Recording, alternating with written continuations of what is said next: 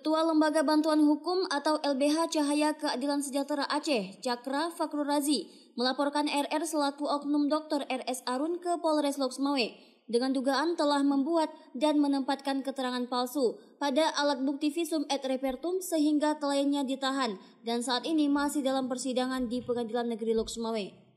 Hal ini disampaikan oleh Fakrul Razi dalam konferensi pers yang digelar di Sekber Jurnalis Kota Lok Sumawe pada 17 Oktober 2024. Menurutnya, visum et repertum berperan penting bagi penyelidikan terutama untuk melengkapi alat bukti dalam suatu kasus.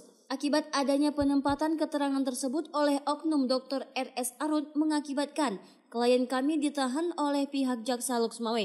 Ada 2 visum yang dikeluarkan oleh oknum dokter di rumah sakit tersebut. Visum pertama dan visum kedua sangat jauh berbeda dan banyak penambahan keterangan.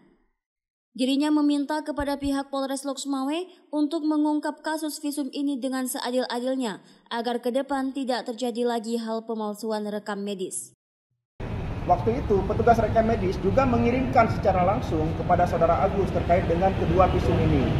Dan di saat itu saya coba mempelajari. Ternyata dari visum yang pertama dengan visum yang dilampirkan di dalam berkas perkara terdapat keanehan yang sangat mencolok. Dalam artian gini, di visum pertama itu si korban atas nama US, inisial US, dia hanya didapati dengan 2 luka. Yang pertama robek di pelipis dengan goresan di, kalau tidak salah, goresan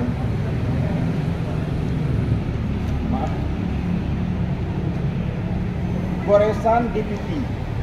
Akan tetapi visum yang dilampirkan di dalam bukti pada perkara ini itu kami dapati sangat banyak terjadi penambahan luka.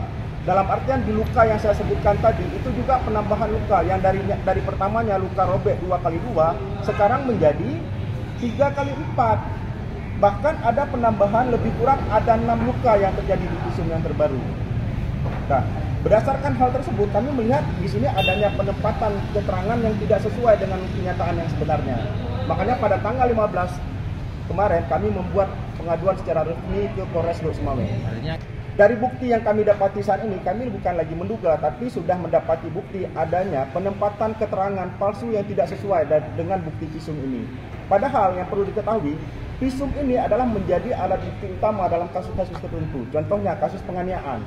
Hari ini kan klien kami dituduh melakukan pengeroyokan. Bahkan kami lihat juga keterangan-keterangan saksi di persidangan kemarin itu hampir semua seperti visum yang disampaikan yang kami duga palsu ini. Kami berharap dalam hal ini penyidik Polres dari Lok Sumawe agar mengungkap kasus ini dengan sebenar-benarnya, dengan seadil-adilnya. Karena apa? Ketakutan kami bahwa ini sudah menjadi permainan. Apakah ini menjadi permainan kita juga belum tahu.